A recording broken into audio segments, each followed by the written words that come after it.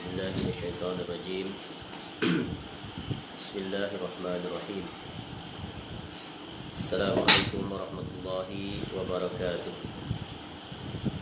إن الحمد لله نحمده ونستعينه ونستغفره ونعوذ بالله من شرور أنفسنا ومن سيئات أعمالنا من يهده الله فلا مضل له ومن يضلل فلا هادي له وأشهد أن لا إله إلا الله وحده لا شريك له وأشهد أن محمدا عبده ورسوله يا أيها الذين آمنوا اتقوا الله حق تقاته ولا تموتن إلا وأنتم مسلمون يا أيها الناس اتقوا ربكم الذي خلقكم من نفس واحدة وخلق منها زوجها وبث منهما رجالا كثيرا ونساء واتقوا الله الذي تساءلون به والأرحام إن الله كان عليكم رقيبا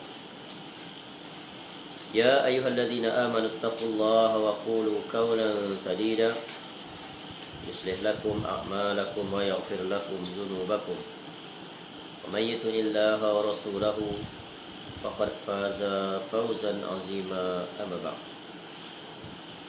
فإن أصدق الحديث كتاب الله وخير الهدي هدي محمد صلى الله عليه وسلم وشر الأمور محدثاتها وكل محدثة بدعة وكل بدعة ضلالة وكل ضلالة في النار اللهم إنا نسألك علما نافعا Ya Allah, kami memohon kepada Engkau ilmu yang bermanfaat, warizqan thayyiban, dan rezeki yang baik, wa amalan mutaqabbala, dan amal yang diterima. Alhamdulillah, kita bersyukur pada Allah SWT dapat kembali kita bertemu pada malam ini untuk kita menyambung kuliah kita dengan mengambil faedah daripada kitab yang bertajuk Agar Selamat Daripada Godaan Syaitan, disertai 20 resip penangkal, iaitu sebuah kitab yang dialih bahasakan daripada Kaifa Tanju Min Makaidi Syaitan.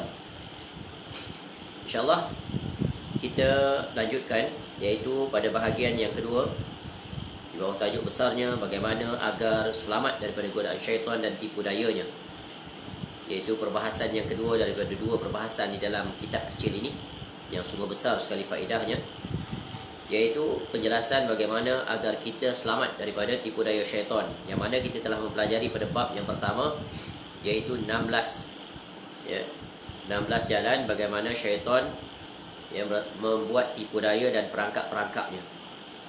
Baik, sekarang bahagian yang kedua pula menjelaskan bagaimana agar kita selamat daripada godaan syaitan dan tipu dayanya, yang memuatkan 20 jalan.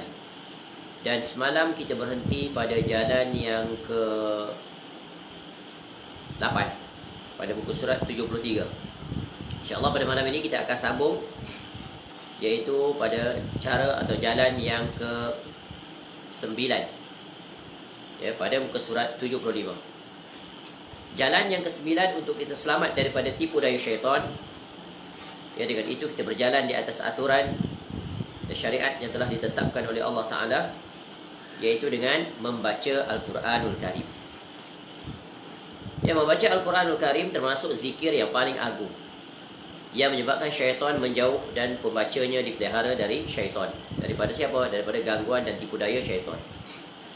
Allah Ta'ala berfirman, A'udzubillahi minasyaitonirrajim, wa idza qara'tal Qur'ana ja'alna bainaka wa bainal ladzina la yu'minuna bil akhirati hijaban mastura wa ja'alna 'ala qulubihim akinnatan an yafqahuhu wa fi adhanihim waqara wa idza dzakarta rabbaka fil Qur'ani wahdak wallau 'ala adbarihim nufura.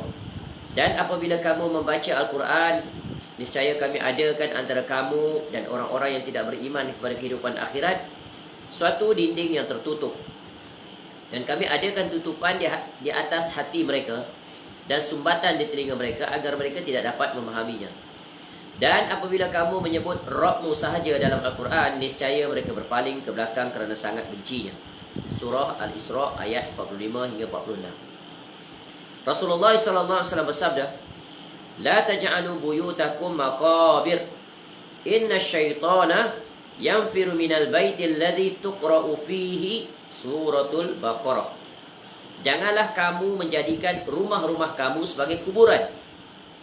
Ya, sesungguhnya syaitan lari dari rumah yang dibacakan di dalamnya surah Al-Baqarah.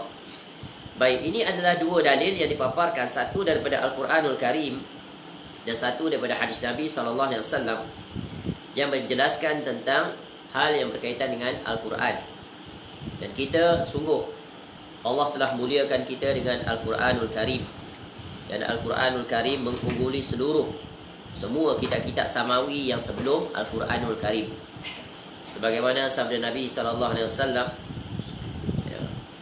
u'titu makanat Taurati sab'ah wa u'titu makanat Zaburi al-ma'in wa u'titu makanat Injili al-mathani wa fuddiltu bil mufassal. Ya. Aku diberi as-sab'u yang menempati Taurat. Aku diberi al-ma'in yang menempati Zabur. Aku diberi al-mathani yang menempati Injil. Dan aku diutamakan dengan al-mufassal. Jadi ini adalah di antara yang menjelaskan tentang keutamaan Al-Quran berbanding dengan kitab-kitab yang lain. Dan kita mengetahui Al-Quran ini banyak sekali faedah-faedahnya, keutamaannya, sehingga para ulama kita mengarang dan menjelaskan tentang keutamaan. Dan Alhamdulillah kita pada tahun lepas dalam kuliah seperti ini kita mulai kuliah Arba'in Quraniyah, di mana kita telah memaparkan 40 keutamaan Al-Quranul Karim dan pembacanya berdasarkan hadis Nabi SAW dan juga athar para ulama.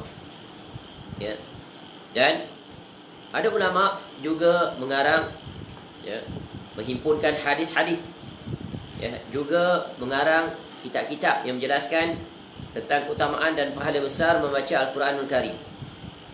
Min qasa, min fadaili, tentang fadilat, tentang membaca, min fadaili qiraatil Qur'ani Al-Karim. Contoh, dah banyak lagi. Maka hendaklah kita memiliki kitab-kitab tersebut agar kita bersemangat, terdorong dan dibukakan pintu-pintu ilmu untuk kita memahami Al-Quranul Karim. Kerana Al-Quranul Karim adalah senjata yang paling ampuh. Kerana Al-Quran adalah panduan hidup kita. Bagaimana untuk kita berjalan di atas ajaran, aturan dan hukum Allah Ta'ala, semuanya ada di dalam Al-Quran. Dan ada di sampingnya iaitu sunnah Nabi, iaitu yang dikenali sebagai Al-Hadith. Dan para ulama telah menjelaskan tentang keutamaan orang-orang yang menjadi ahli Quran. Yang berkata Al-Imam Ibn Qayyim Al-Jauziyah rahimahullah, yang meninggal pada tahun 751 Hijrah. Beliau menjelaskan siapakah Ahlul Quran itu atau sahibul Quran. Ahlul Quran humul alimuna bihi wal amiluna bima fi wa illam yahfazuhu an zahri qalbin. Amma man hafizahu wa lam yafhamhu wa lam ya'mal bima fihi falaysa min ahlihi wa in aqama hurufahu iqamatas sahmi. Ahlul Quran, ahli Al-Quran, humul alimuna bihi, mereka itu adalah yang mengilmuinya dan mengamalkannya. Wal amiluna bima fi, wa in lam yahfazu, walaupun mereka belum hafal di hatinya, an zahri qalbi. Adapun orang yang menghafalnya tapi tidak memahaminya dan tidak mengamalkannya, bukan termasuk ahlinya meskipun hafalannya sangat kokoh.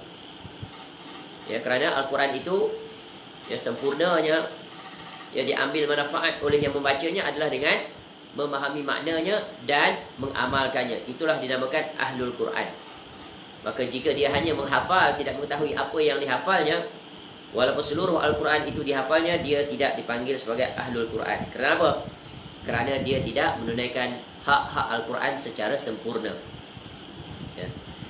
Itu juga berkata Syaraful Haq Abadi yang meninggal pada tahun 1329 Hijrah, sahibul Quran ay man yulazimuhu bittilawati wal amali, la man yaqra'uhu wa la ya'malu bih. Sahibul Quran adalah orang-orang yang sentiasa membacanya dan mengamalkannya, Bukan orang yang sekadar membacanya tetapi tidak mengamalkannya. Ini dalam kitab Syarah Sunan Abi Daud, iaitu Aunul Ma'bud. Ya, dia ulama hadis. Baik. Dan ayat-ayat Quran menjelaskan banyak keutamaan tentang Ahlul Quran ini. Dan Allah Ta'ala sebut membaca Al-Quran, mentadaburinya merupakan salah satu bentuk perniagaan yang tidak akan rugi. Itu adalah perniagaan yang paling menguntungkan. Kenapa? Untungnya nanti di negeri akhirat. Kerana perniagaannya bukan dengan makhluk, tapi dengan pemilik makhluk, iaitu Allah Ta'ala. Cuba lihat, Allah sebut dalam surah Fatir, surah yang ke-35 ayat 29. Qala Allah Ta'ala, Qala Ta'ala, Innal ladhina yatluna kitab Allah wa aqamus salata wa anfaqu mimma razaqnahum sirran wa alaniyatan yarjuna tijaratan lan tabura.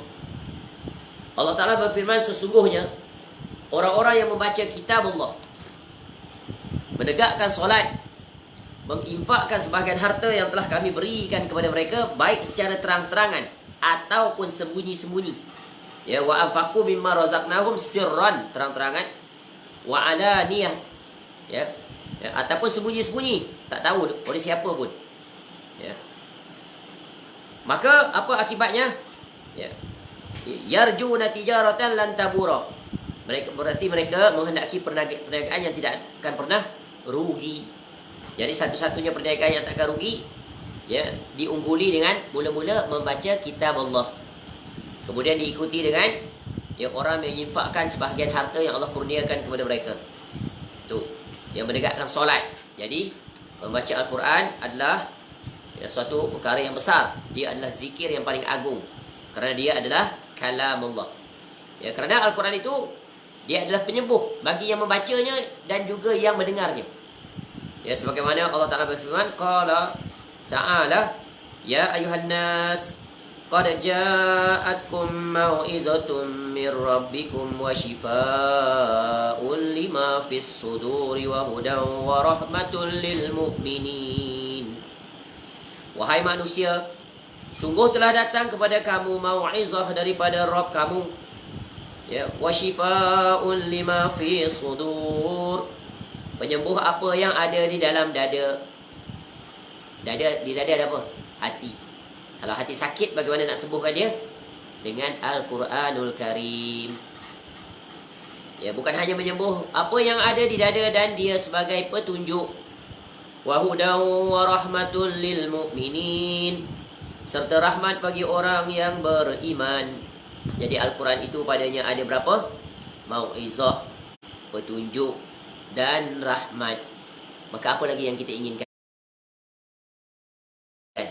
Jadi kalau ingin tiga perkara, mau'izah, ya, rahmat, ya, penyembuh, petunjuk, maka dampingilah, dekatlah dengan Al-Quranul Karim. Ya, kerana Al-Quran adalah sebaik-baik pembimbing, sebaik-baik teman.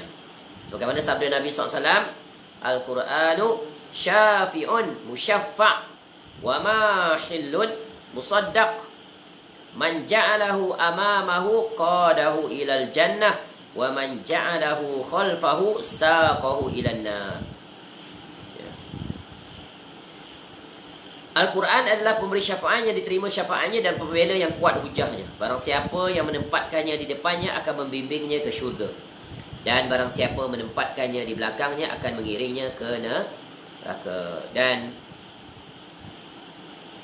keutamaan yang terakhir daripada sekian banyak keutamaan, Al-Quran adalah satu daripada dua warisan Nabi SAW yang ditinggalkan kepada umatnya, yang barang siapa berjalan berpegang teguh dengannya tak akan sesat selama-lamanya.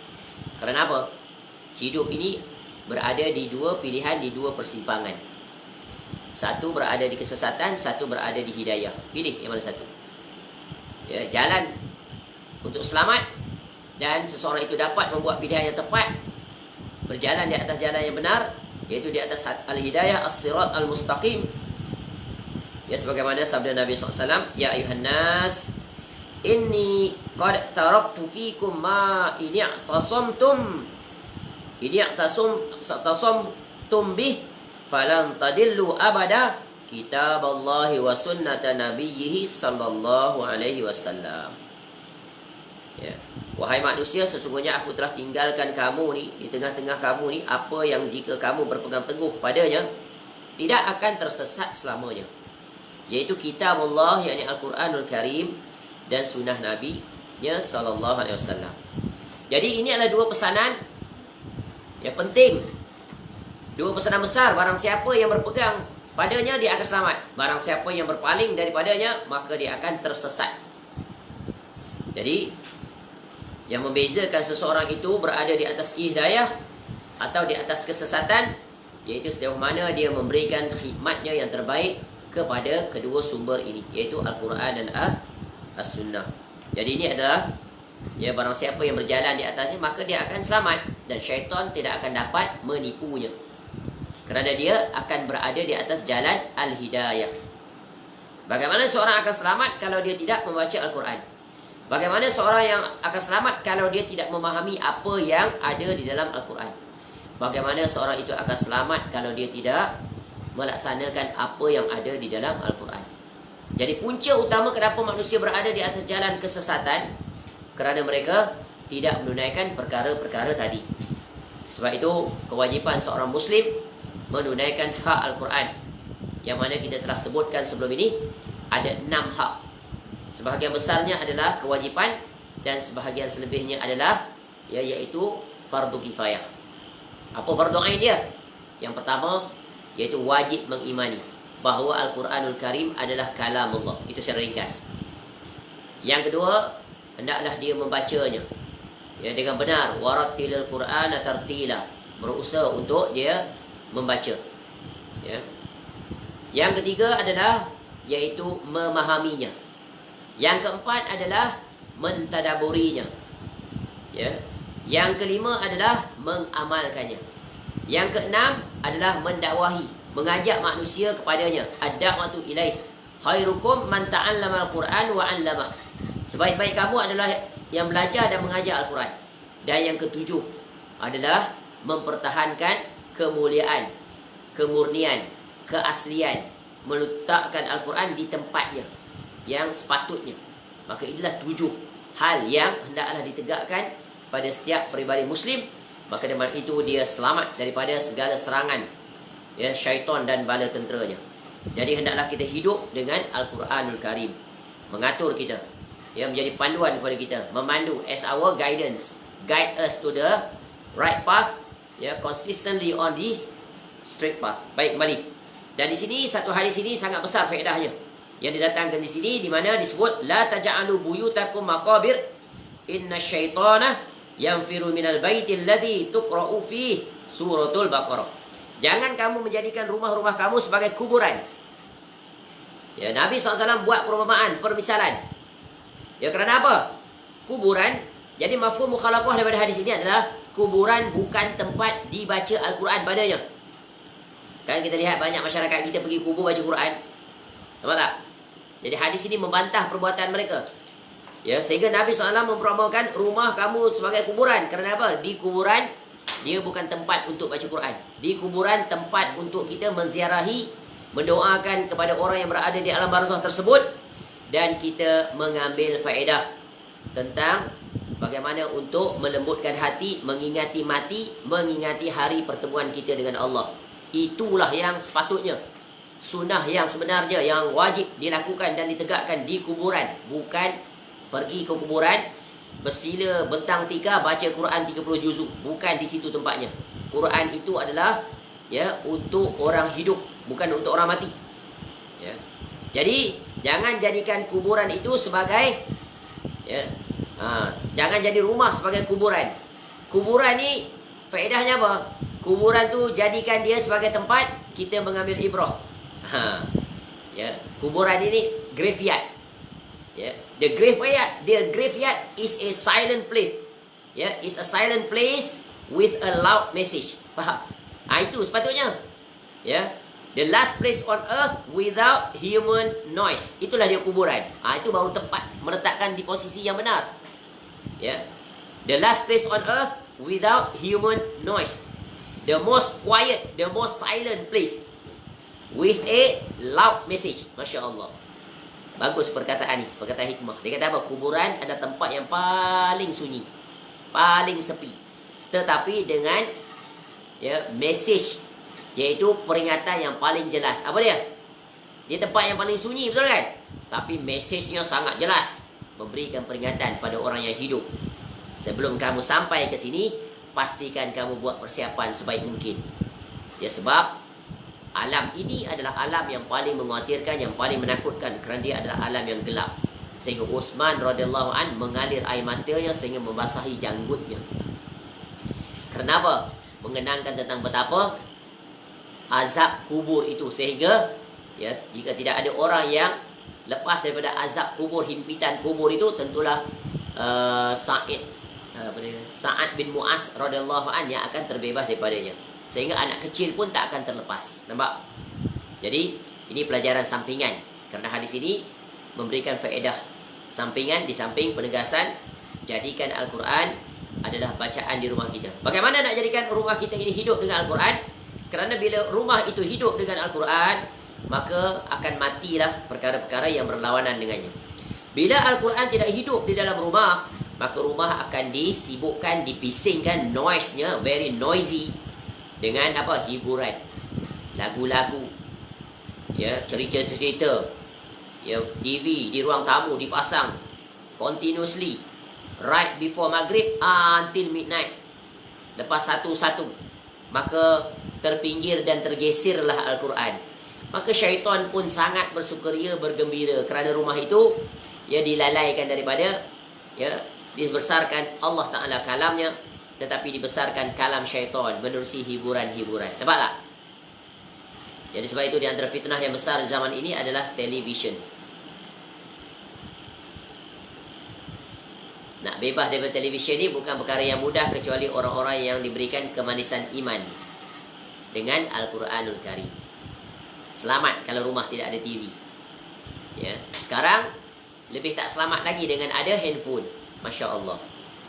Jadi bagaimana nak menguruskan keduanya itu? Tak lain dan tak bukan dengan iman dan takwa kepada Allah, dengan satu kekunci. Ingat pesanan para ulama, jika kamu tidak menggunakan masa kamu itu untuk mendekatkan diri kepada Allah dengan pelbagai perkara-perkara yang bermanfaat, kamu pasti akan gunakan masa kamu itu dengan perkara-perkara yang menjauhkan kamu daripada Allah. Maka pilihan ada di tangan kita. Sama ada kita nak mengimarahkan rumah kita ini dengan perkara-perkara yang mendekatkan kita kepada Allah, atau mendekatkan kita kepada syaitan. Semoga Allah Ta'ala memberikan keupayaan, kemampuan, kesungguhan, keinginan, kehendak, tekad yang kuat, mujahadah tahap tinggi, agar menjadikan rumah kita ini disibukkan, dibisingkan, become very noisy, no noisy, become suasana yang hidup dengan perkara-perkara yang mengingatkan Allah, khususnya Al-Quran. Kalau kita tak baca Al-Quran, kita minta pihak lain yang baca. Sekarang senanglah, buka handphone, pergi kepada YouTube, type situ Quran recitation, beautiful Quran recitation, banyaklah di situ para qori yang baca, daripada awal surah sampai akhir surah. Pilihlah mana qori yang kita suka mendengarnya. Masya Allah. Tapi jangan lupa kita juga membacanya. Sambil-sambil berada di dapur, memasak, membasuh, pasang, dengarkan Al-Quranul Karim. Biar kita sebelum tidur, Al-Quran yang menghiasi rumah kita dengan suaranya. Bila bangun pagi, Al-Quran juga yang menghiasinya. Jadi aturlah. Semoga kita termasuk di dalam orang-orang yang nantinya tergolong dalam orang-orang yang menyintai Al-Quran. Dengan itu Allah Ta'ala akan mengurniakan kita syafaat, mengizinkan Al-Quran memberi syafaat kepada kita. Jadi banyak. Jadi antara surah-surah yang kita dituntut untuk membaca dalam rumah seperti surah Al-Baqarah, membaca apa? Ayatul Kursi, membaca suratul Fatihah, membaca surah Al-Kahfi pada malam Jumaat ataupun pada hari Jumaat, dan banyak lagi surah-surah yang disunahkan untuk kita membacanya. InsyaAllah esok pagi jika dipanjangkan usia, setiap hari Jumaat kita tukar, kita buat jadual baru. Setiap hari Jumaat kita akan Ya, kalau setiap hari setiap pagi program kita adalah mengakrabkan diri dengan Al-Quran, menerusi kaedah soal jawab. Jadi pada hari Jumaat esok, insya-Allah kita khususkan satu hari itu satu kuliah, ya, secara bersiri sampai selesai, iaitu tadabbur surah-surah pilihan.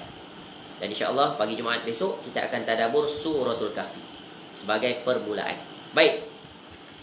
Jalan yang ke-10. Ya, jalan yang ke-10 iaitu taubat dan istighfar.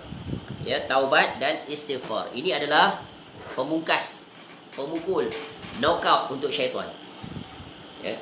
Dan inilah yang menyebabkan syaitan menangis. Ya, satu ayat yang menyebabkan syaitan menangis apa? Yang berkaitan tentang Allah beri satu kunci, satu senjata yang paling ampuh bagi hamba-hambanya yang terjatuh dalam kemaksiatan.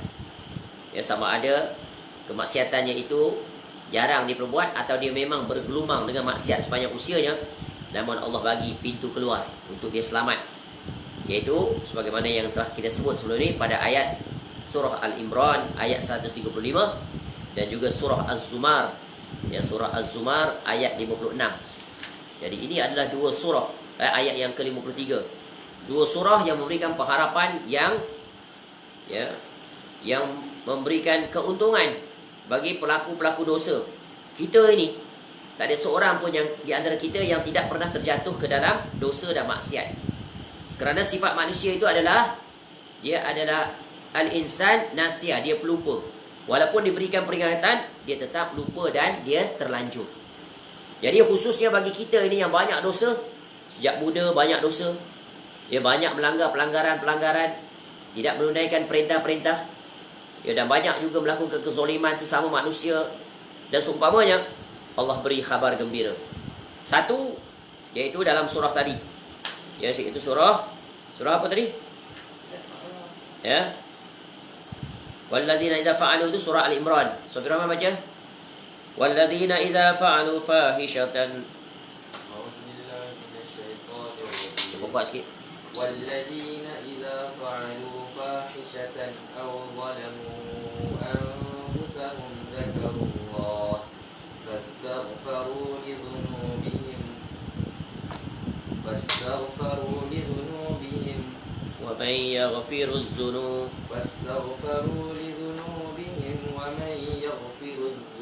illa Allah wa lam yusirru ala ma fa'alu wa hum ya'lamun. Baik. Ya, itu adalah ayat yang kata para mufassirin menyebabkan syaitan menangis. Dan juga orang-orang yang apabila mengerjakan perbuatan keji atau menganiaya diri sendiri, mereka ingat akan Allah, lalu memohon ampun terhadap dosa-dosa mereka. Dan siapa lagi yang dapat mengampuni dosa selain daripada Allah? Dan mereka tidak meneruskan perbuatan kejinya, itu sedang mereka mengetahui. Kemudian berita gembira seterusnya daripada surah Az-Zumar ayat 53. Qul ya ibadiyalladzina asrafu. Sambung. Qul ya ibadiyalladzina asrafu ala anfusihim la taqnatu min rahmatillah innallaha yaghfirudz dzunuba jami'a innahu huwal ghafurur rahim. Qul, katakanlah, ya ibadiyalladzina asrafu ala anfusihim. Ya, wahai hamba-hambaku yang melampaui batas terhadap diri masing-masing. Allah sifatkan kita hamba. Apa ciri hamba yang ada pada kita? Melampaui batas. Apa yang kita lampaui batas? Nabi SAW sebut dalam hadis, kullu bani Adam khata'. Ya, semua kul, tanpa kecuali semua anak Adam ini melakukan kesalahan. Ya, melampaui batas, walaupun diberi peringatan, tetap dia melanggarinya. Diberikan nasihat, tetap dia endah tak endah. Padahal usianya telah meningkat, usianya telah sampai ke penghujung senja, masih dia membesarkan, ya, dunia berbanding membesarkan Allah Ta'ala. Dan pelbagai contoh-contoh yang tak terhitung banyaknya. Namun apa kata Allah? Good news, Allah berikan pengharapan yang tinggi. Allah ingatkan agar jangan nanti menyesal di negeri akhirat. Ya, la taqnatu min rahmatillah, janganlah kamu berputus asa daripada rahmat Allah. Ya, innallaha yaghfirudz dzunuba jami'a. Kenapa? Kerana Allah dia mengampuni dosa-dosa hamba-hambanya semua sekali. Allah tegaskan lagi, innahu sesungguhnya dia wal ghafurur rahim. Dia Maha Pengampun dan Maha Pengasih. Ya. Maha penyayang Allah ni. Di antara sifat penyayang Allah kepada hamba-hambanya adalah walaupun dia berbuat maksiat, Allah masih bagi peluang ni. Walaupun umurnya dah 70 tahun, masih lagi ada usia untuk dia. Masih ada peluang untuk dia memohon keampunan kepada Allah. Kenapa? Kerana Allah Ta'ala dia adalah Al-Ghafur, dia adalah Al-Ghaffar, dia adalah Al-Afu, dan dia adalah At-Tawwab. Allah sebut tentang dirinya. Ya. Nubbi ibadi anni anal ghafurur rahim. Khabarkanlah, nubbi. Ya. Beritakan. An-naba, berita besar. Khabarkan, bagi tahu. Ya, kepada hamba-hambaku. Ya. Ibadi. Anni, sesungguhnya aku anal ghafurur rahim. Akulah yang Maha Pengampun lagi Maha Penyayang. Dan banyak yang menjelaskan tentang nama dan sifat Allah ini. 4 nama dan sifat Allah terkandung padanya. Al-Afu, yang Maha memaafkan. Al-Ghafur, Al-Ghaffar, yang Maha mengampuni. At-Tawwab, yang Maha menerima taubat. Istighfar dan taubat di dalam Al-Quran sering disebut secara beriringan. Dan juga sering disebut secara berpisah. Bila berpisah ada maksud yang tersendiri. Bila bergabung memiliki satu maksud. Ya. Di antaranya Allah sebut wahwal ghafurul wadud. Dialah yang Maha mengampun lagi Maha Pengasih. Allah iring juga dengan pengasih. Sebab apa? Dengan sifat pengasih itulah Allah mengampuni dosa. Jahat macam mana pun tetap terbuka pintu untuk dia memohon keampunan. Jahat bagaimanapun tetap Allah menerima taubatnya apabila dia memohon taubat. Sebab itu Allah mengajak hamba-hambanya yang melampaui batas ini agar kembali kepadanya. Allah mengajak hamba-hambanya kepada keampunannya. Sebagaimana Allah sebut contoh, ya, wasari'u ila maghfiratin min rabbikum wa jannatin 'arduha as-samawati wal ardh uiddat lil muttaqin.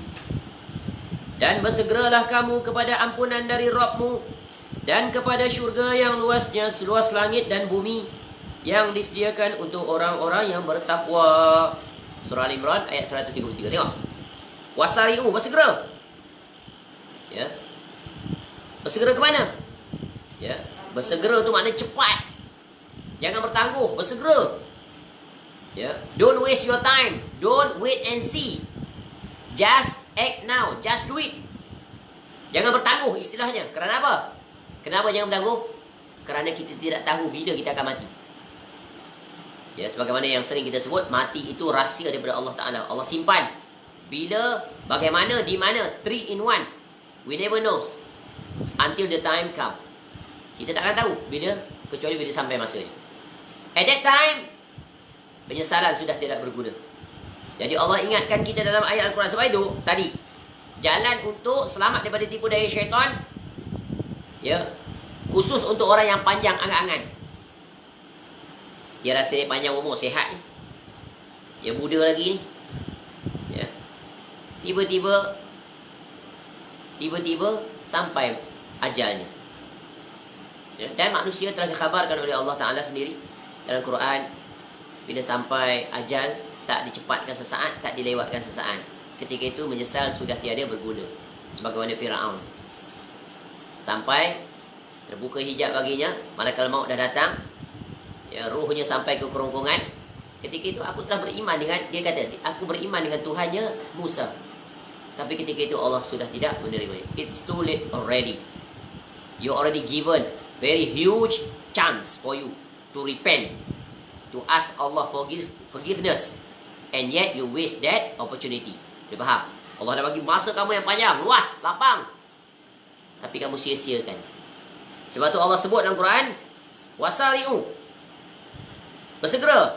Dan di dalam ayat lain pula disebut sabiqu ila maghfiratin min rabbikum wa jannatin arduha ka'ardis samawati wal ard uiddat lil ladzina amanu billahi wa rasulih Dzalika fadlullah yu'tihi man yasha wallahu dzul fadlil azim.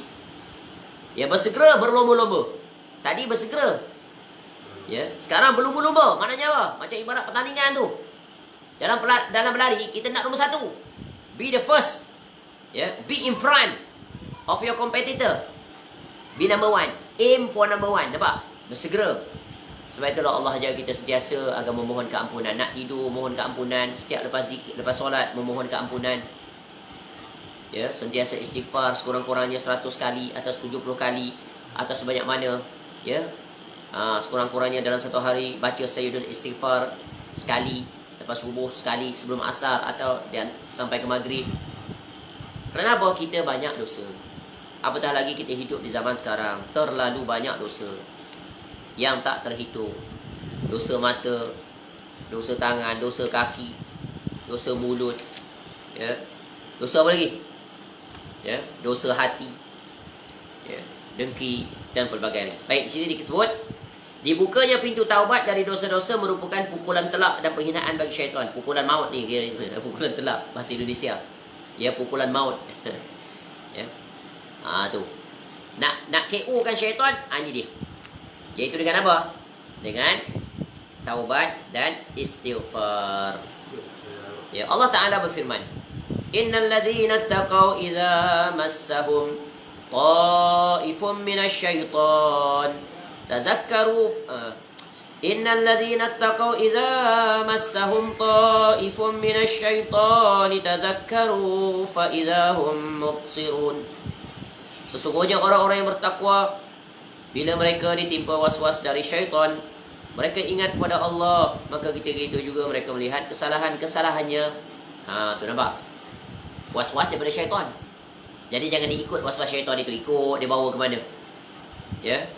Was-was dalam pelbagai urusan, dalam ibadah, dalam akidah, dalam muamalah, pelbagai. Jadi bagaimana cara nak lawan tipu dayanya? Iaitu, ya, istighfar kepada Allah.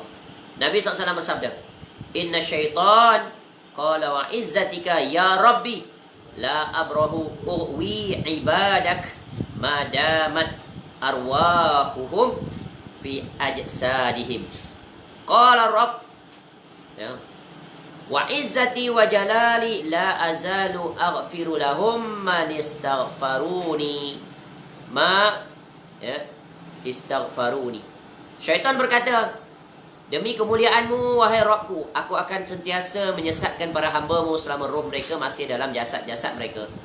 Maka Rabb menjawab, demi kemuliaan dan kebesaranku, aku pun akan sentiasa mengampuni mereka selama mereka memohon ampun kepadaku. Jadi, senjata yang paling ampuh bagi seorang hamba dalam mengalahkan syaitan adalah dengan memohon keampunan. Allah telah tunjuk contoh yang paling unggul, yang pertama bagi makhluknya, iaitu Nabi Adam AS. Ketika Nabi Adam AS dikalahkan oleh syaitan dengan tipu dayanya yang halus, membisikkan, ya, tentang apa salahnya, apa salahnya, ya, untuk memakan daripada buah pohon itu yang Allah larang. Ya, Allah Ta'ala larang, ya, maka telah ditetapkan qadarullah, akhirnya Adam AS termakan tipu daya halus yang sangat licik. Syaitan menggambarkan keindahan kepada pelanggaran itu. Dan itu semua telah diatur oleh Allah Ta'ala. Jadi syaitan dalam perjuangannya, dia mula-mula yang berjaya mengalahkan Adam AS. Bagaimana syaitan mengalahkan Adam AS? Dengan tipu dayanya. Namun Adam AS berjaya mengalahkannya kembali. Ya, syaitan mengalahkan Adam AS dengan tipu dayanya yang licik itu. Namun kemudiannya syaitan terkalahkan oleh Adam AS dengan istighfar. Apa istighfar Adam AS? Nabi Adam AS, Allah sebut dalam surah Al-A'raf ayat 23. Ya. Qala, tu. Berkatalah keduanya. Dua-dua buat salah. Adam AS dan isterinya Hawa AS. Qala Rabbana zalamna anfusana wa illam taghfir lana wa tarhamna lanakunanna minal khasirin. Ini doa yang kita baca dalam doa kita. Dan doa ini, ya, kita boleh baca pada fi duburiku kulli solat, pada kedudukan tahiyat. Ya. Keduanya pun berkata, Rabbana, wahai Rabb kami, ya, zalamna, kami telah menzalimi diri kami. Ya, anfusana. Zalamna, kami ni zalim. Terhadap siapa? Zalim terhadap diri sendiri, bukan orang lain. Ya. Wa illam taghfir lana, ya, jika engkau tidak mengampuni kami. Ini kan bertawassul dengan nama Allah. Allah dia Maha mengampuni. Dan watarhamna, dan tidak merahmati kami, lanakunanna minal khasirin, nescayalah kami termasuk orang-orang yang paling rugi. Nampak? Jadi indahnya doa Nabi Adam AS ini adalah pertamanya menyatakan tentang kerendahan diri, berbuat dosa, mengaku dulu. Sebab itu dalam adab kita memohon keampunan daripada Allah, first you address, you express kesalahan. Kita ni mengaku banyak dosa. Buat pengakuan. Ya, pengakuan. Itu menandakan apa? Betapa kita ini pelaku dosa, hamba. Ya, ketundukan kita, tawaduknya kita, malunya kita di hadapan Allah Ta'ala. Sebab itu bila berdoa mesti diiringi dengan 4 perkara. Ketundukan, merasa hina diri, dia berharap kepada Allah, dan takut.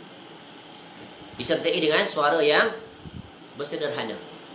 Itu disebut dalam ayat lain. Dan kita telah sebut dalam soal jawab, mengakrabkan diri dengan Al-Quran, iaitu tentang adab di dalam berdoa berdasarkan ayat-ayat Al-Quranul Karim. Ya, sebut dulu tentang diri kita banyak dosa. Ya. Mengaku banyak dosa ni hanya boleh dengan Allah. Jangan pergi buat laporan kepada orang. Saya ni banyak dosa tuan. Dulu muda saya buat maksiat macam-macam. Ya, dilarang. Jangan jadi seperti orang Kristian. Pergi jumpa padri. Padri duduk dalam bilik tu. Nampak jarang-jarang. Lapor pada father dia. Ya, pada pastor dia. Father, I do a lot of bad things. I have very huge sin. Saya ni banyak dosa. Macam-macam cerita. Saya buat itu, buat ini. Lalu padri tu kata, sekian, okey, anda diampuni dosa. Tuhan telah mengampuni dosa kamu. Menerusi saya. Jadi batil. Jadi ada di kalangan umat Islam, ada juga mereka seperti ini. Kenapa? Kejahilan. Ya, yang lebih parah, dia berceramah di khairat ramai, kemudian dia sebut dosa-dosa dia. Tuan-tuan, saya dulu ni ahli maksiat. Ya, saya ni pelakon. Ya, saya ni minum arak. Apa yang saya tak buat? Sampai dia sebut berzina dan sebagainya. Sungguh orang ini mengundang kemurkaan Allah Ta'ala.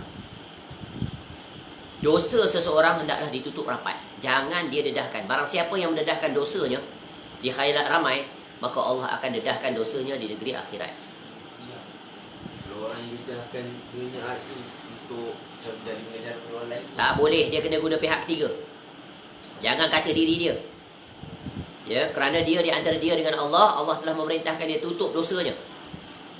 Ya. Sebab apa? Sebab nanti dia akan membinasakan dirinya. Ya. Jadi dua perkara ni, satu ekstrim case mendedahkan, satu lagi ekstrim case iaitu memuji diri sendiri. Dua-dua ni dilarang. Sebab itu bencana ni, biasanya orang yang baru bertaubat daripada maksiat ni, yang paling bahaya sekali dia datang berceramah. Orang usung dia berkata. Ya, dia jadi hari itu dia bertaubat. Bertaubat in bracket ni. Pakai kopiah bagai-bagai. Dia pula orang glamour terkenal, diusung ke sana kemari ke masjid. Itulah lebih parah, lebih banyak membawa mudarat. Dia ceramah apa? Saya ni ahli maksiat dulu, gangster macam-macam, semua habis semua. Tapi sekarang alhamdulillah tuan-tuan, saya dah bertaubat, saya kembali kepada Allah. Dua kesalahan besar dia buat. Bagi orang yang memiliki ilmu boleh menapis, ini sungguh dia telah meletakkan dirinya dalam jurang kebinasaan. Padahal Allah larang. Wala tulqu bi aidikum ila tahlukah. Yang pertama, dia telah mendedahkan aibnya yang Allah tutup aibnya. Yang kedua, dia telah mentazkiyah dirinya. Dia dah bagus sekarang. Nampak? Dia puji diri dia. Dua perkara. Betapa halusnya tipuan syaitan. Dan yang ketiga, dia ditipu oleh syaitan. Apa dia? Yang paling parah, dia jahil. Dia baru bertaubat kembali kepada Allah. Itu pun belum tentu lagi dia istiqamah di atasnya. Dia dah pergi merata berceramah. Padahal untuk berceramah adalah orang yang berilmu. Kewajipan dia bukan berceramah. Kewajipan dia adalah pergi menuntut ilmu. Pergi memperbaiki diri. Kerana ceramah itu sudah ada orangnya. Tak perlu pada dia. Tapi masyarakat sekarang, ramai yang jahil, maka diusunglah dia ke sana kemari. Tiba-tiba tengok, dia kembali kepada maksiatnya yang awal. Kenapa? Dia tidak menuntut ilmu. Maka keluarlah perkataan-perkataan daripada dia ketika dia menyampaikan kuliahnya itu, perkara-perkara yang ajaib. Perkara-perkara yang menakjubkan. Ya, yang memang telah dijangka. Kenapa?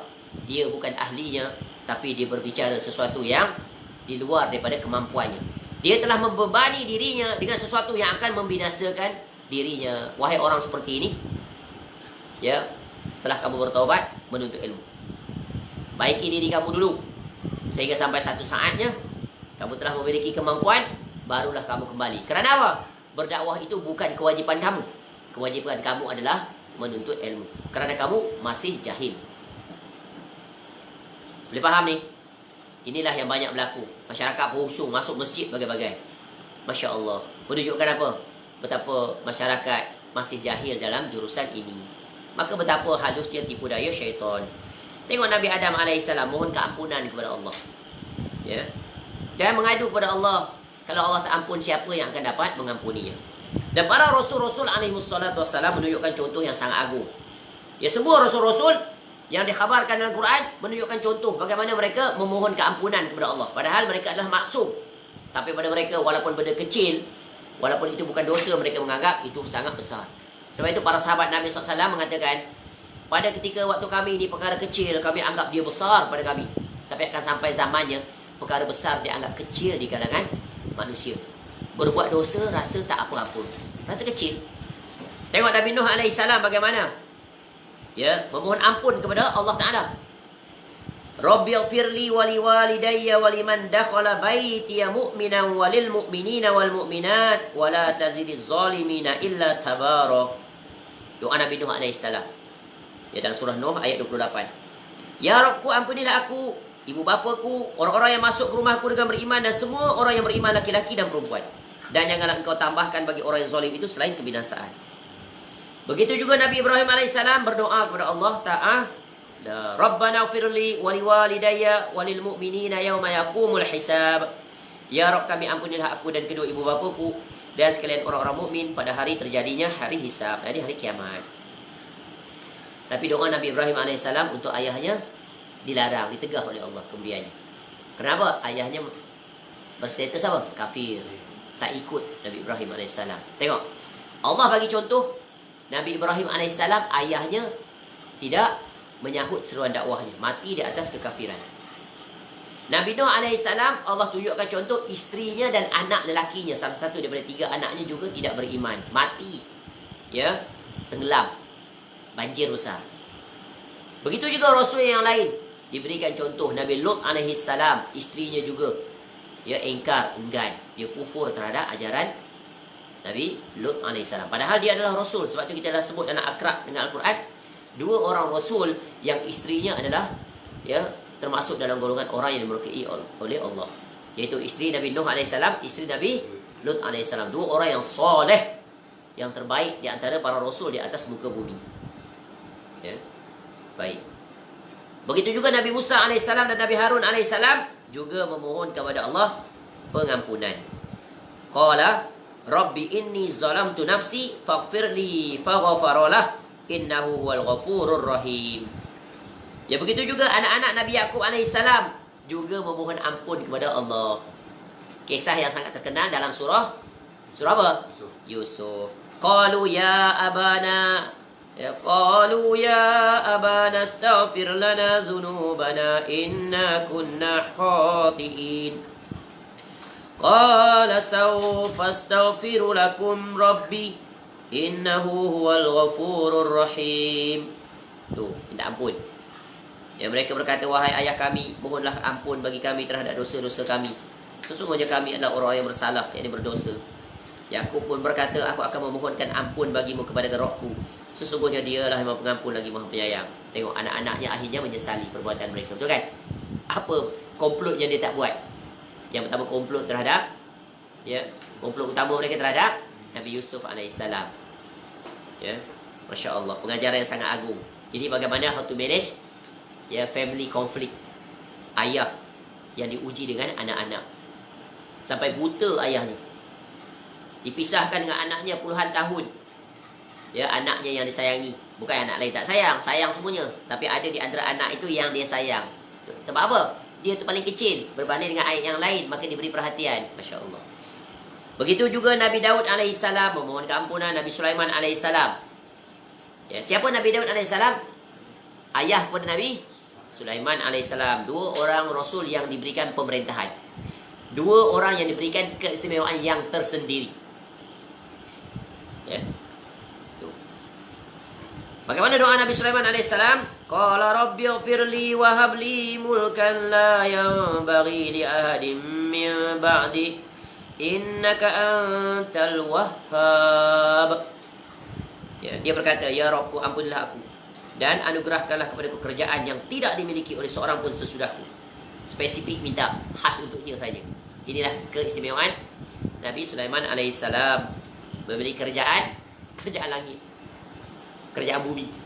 Kerjaan langit apa? Burung-burung, tenteranya. Kerjaan ghaib, jin dan syaitan. Kerjaan bumi, tentera-tentera manusia.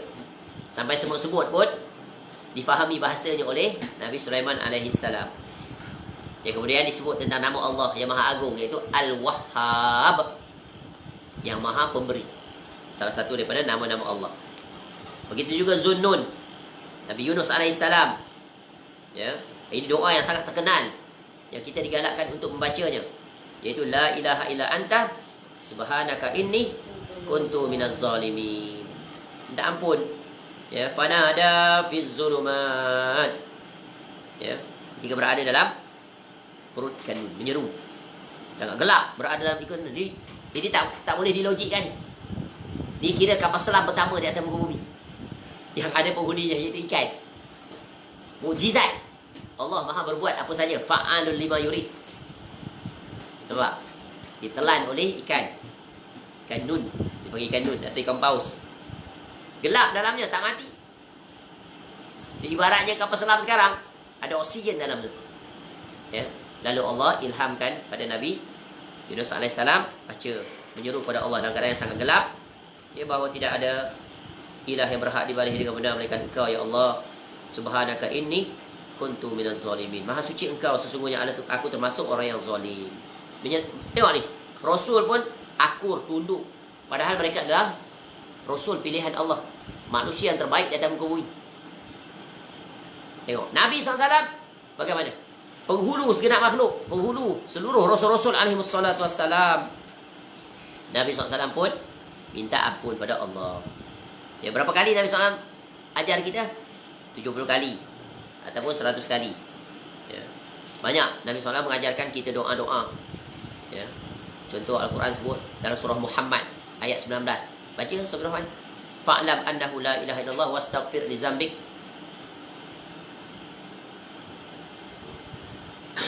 Fa'lam annahu la ilaha illallah wastaghfir li dhanbika wa lil mu'minina wal mu'minat wallahu ya'lamu mutaqallabakum wa maswaakum.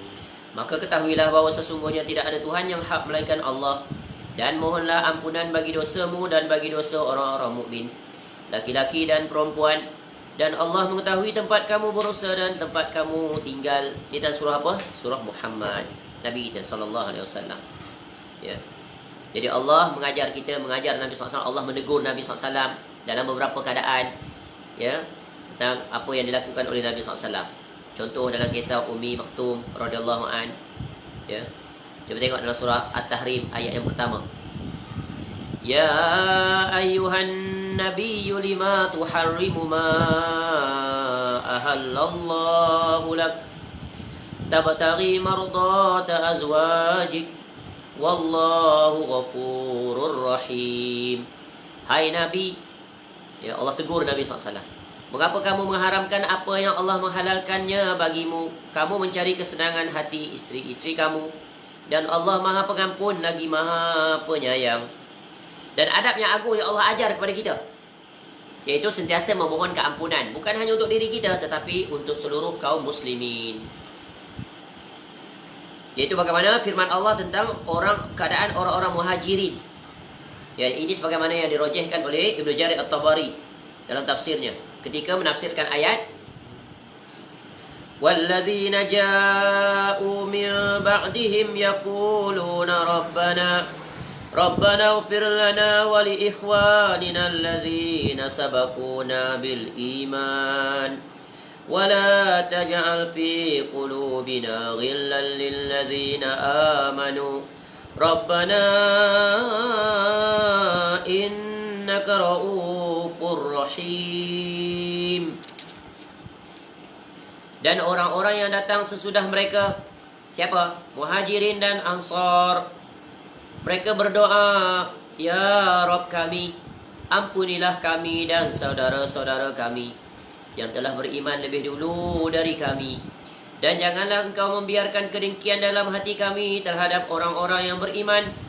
Ya Rabb kami, sesungguhnya engkau maha penyantun lagi maha penyayang. Dan surah Al-Hajj. Jadi doa ini adalah satu doa yang hendaklah kita baca. Ya, kita berdoa bukan hanya untuk diri kita, tetapi orang-orang yang telah mendahului kita. Itu menandakan perkhidmatan kita, baik sangka kita sesama Muslim. Kenapa?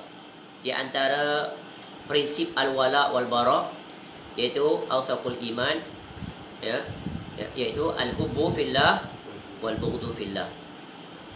Hendaklah setiap Muslim yang beriman menyintai saudaranya. Ya, kerana setiap Muslim itu adalah saudaranya. Innamal mu'minu ikhwah. Bagi mereka yang telah meninggal dunia, kita doakan. Walaupun mereka itu pernah menzalimi kita. Walaupun barangkali mereka itu ya terkeluar daripada garis yang telah ditetapkan oleh Allah. Namun kewajipan kita ya sebagai tanda sayang, kasih kita kerana Allah kepada sesama Muslim. Apatah lagi orang-orang itu memiliki keterkaitan, kedekatan dan jasa yang besar pada kita. Seperti siapa? Seperti kawan-kawan kita sejak kecil di kampung yang belajar dengan kita di sekolah sejak daripada darjah 1 sampai darjah 6, sampai tingkatan 5, tingkatan 6, masuk ke universiti barangkali. Kemudian rakan-rakan sekerja kita, jiran-jiran, orang yang ada hubungan dengan kita, dan juga para guru-guru kita yang besar jasanya. Guru tadika yang mengenalkan kita huruf alif, bata, ABC, yang dengannya lah kita boleh membaca. Ya, apatah lagi para ustaz, tuan guru yang mengajar kita tentang keselamatan untuk ke negeri akhirat. Maka hendaklah kita sentiasa mendoakan bagi mereka semuanya agar Allah kurniakan kenikmatan, ya, kebahagiaan, khususnya bagi mereka yang telah berada di alam barzakh.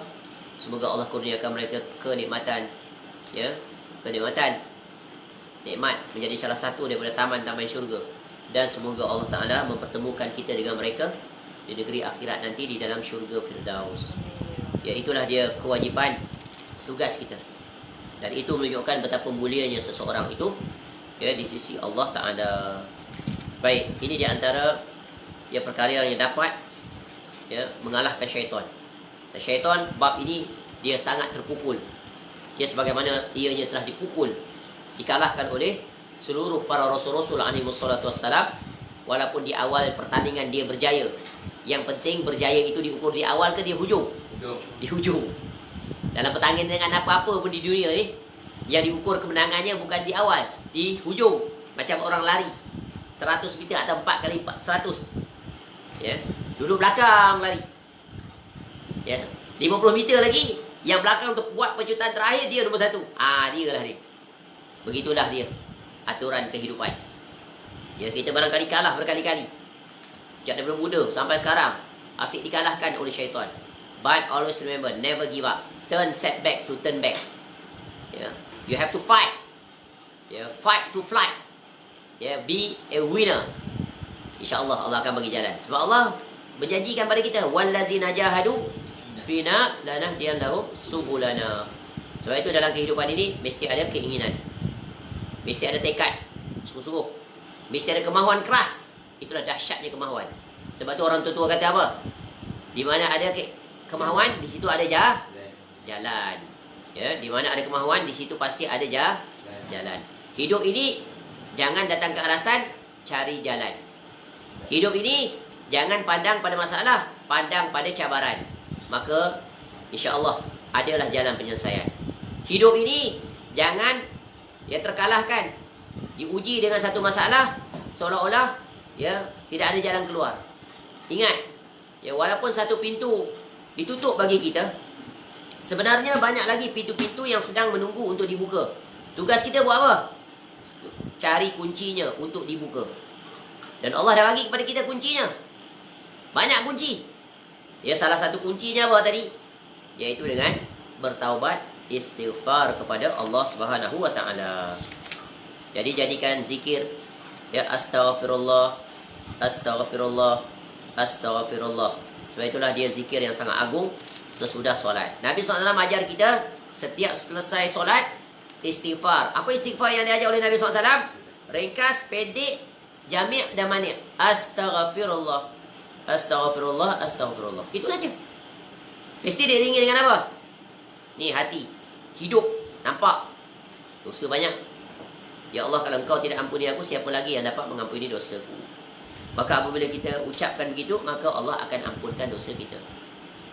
Lepas tu buat lagi maksiat, banyak yang kita buat. Bila sampai waktu solat lagi, minta ampun lagi. Malam ada tempat pengampunan. Allah sediakan wal mustaghfirina bil ashar, dan yang memohon ampun di waktu sahur. Ya, bangun sebelum subuh, istighfar sementara menunggu azan. Ya Allah, banyak dosa aku ni, ya Allah, ampunilah dosa-dosaku. Masya Allah. Ya Allah, rahmatnya luas tanpa batasan. Ya, tak bertepi. Maka mintalah pengampunan. Dan Allah juga menjelaskan banyaknya jalan-jalan untuk meraih keampunan Allah. Yang tadi itu menerusi apa? Ucapan. Dan banyak jalan-jalan pengampunan Allah menerusi perbuatan. Tak terhitung. Para ulama menyusunnya dalam banyak kitab menjelaskan jalan-jalan untuk meraih keampunan Allah. Iaitu yang pertama di antaranya apa? Menyempurnakan wudu, gugur dosa-dosa. Ya, banyak jalan-jalannya. Ya, solat taubat umpamanya. Ya, solat tasbih. Ya, dan apa saja banyak, tak terhitung. Ya. Bulan Ramadan, puasa, Allah ampun dosa. Solat tarawih, Allah ampun dosa. Ya. Solat apa bertemu dengan malam Lailatul Qadar.